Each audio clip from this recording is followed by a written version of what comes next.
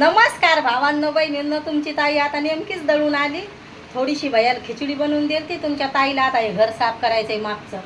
दाजी गेले तुमचे फिरायला, तर मग म्हणलं आज घरी नाही ते म्हणजे धंद्या म्हणजे मग स्वयंपाक करा हे करा सकाळचा. थोडीशी खिचडी बनवली भैयाला गरम गरम, त्याला दिली खिचडी. आणि आता काय तुमच्या ताईनं अजून काही खाल्लं पण नाही आता, पण मला करायचं आहे घर साफ. तर म्हणलं नाही, म्हणलं आता आपण काही खायचंच नाही म्हणजे मग काही खाल्लं ना तर लय आळस येतोय.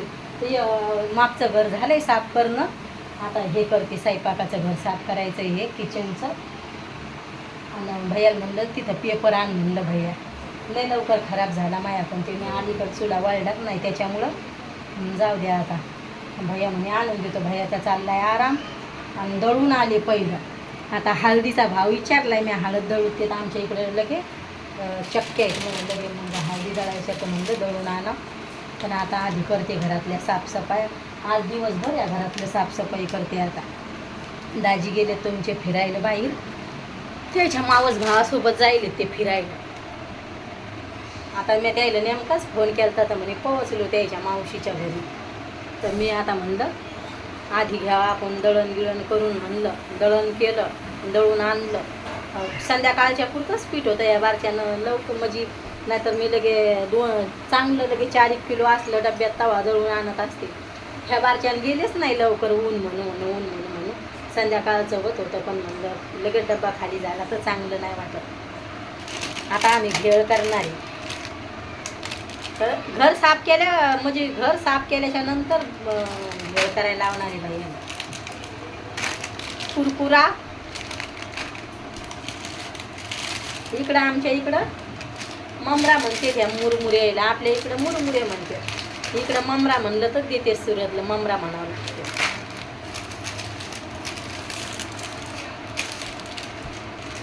हे साधा ममरा म्हणते ममरा. आणि शेंगदाणे भजे आणले, शेंग भजे आणले. एवढं साहित्य आणले भेळ करायला. एक एवढं. आणि आता मस्त भेळ करायची नंतर लगे शेंग भजे टाकून लय भारी लागते भेळ. पाहिजे नंतर मी शॉर्ट व्हिडिओ भेळ बनवताना टाकेन.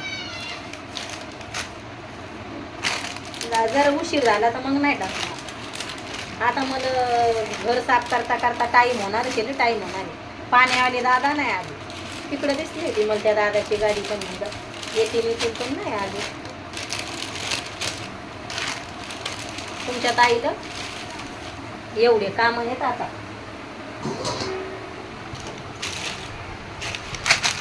आज आपल्याला भेळ बनवायची मस्त. भैयाने भारी भेळ बनवते.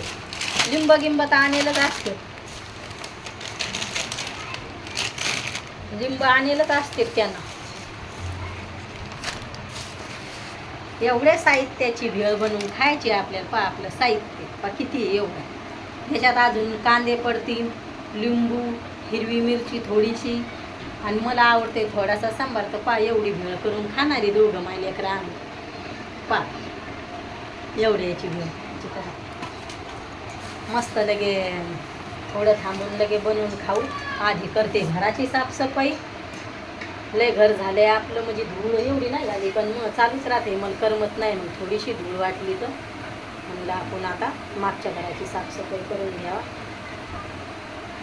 आज भैया म्हणे मम्मी एवढी उन्हात कशाला जाती म्हणे मम्मी दळायला. मी म्हणलं भैया कधीतरी दळायला जाणंच आहे म्हणलं. लगेच घरात पीठ नसलं तर करमत नाही. मंदिर साफ करायचं आहे मला पहिलं. आता मंदिर साफसफाई करून घेते. मंदिराची साफसफाई करून घेते लगे आणि घरातलं आवडते. आज तुमच्या ताईला खूप काम आहे घरातले. आणि मग ब्लँकेट चादरी सगळं धुऊ टाकते. आता धुतेलंच हे महिना नाही झालं, पण मग चालूच राहते. आणि आता कूलर चालू करते तर अंगावर घेऊन झोपावं लागते लगे, एवढी थंडी वाजते. मग पाणी भरायचं चालू करायचं. तर मग आता ते मी अशी करते. आता मस्त लगे धुवून धावून म्हणजे महिना पण नाही झाला, पण मग चालूच राहते.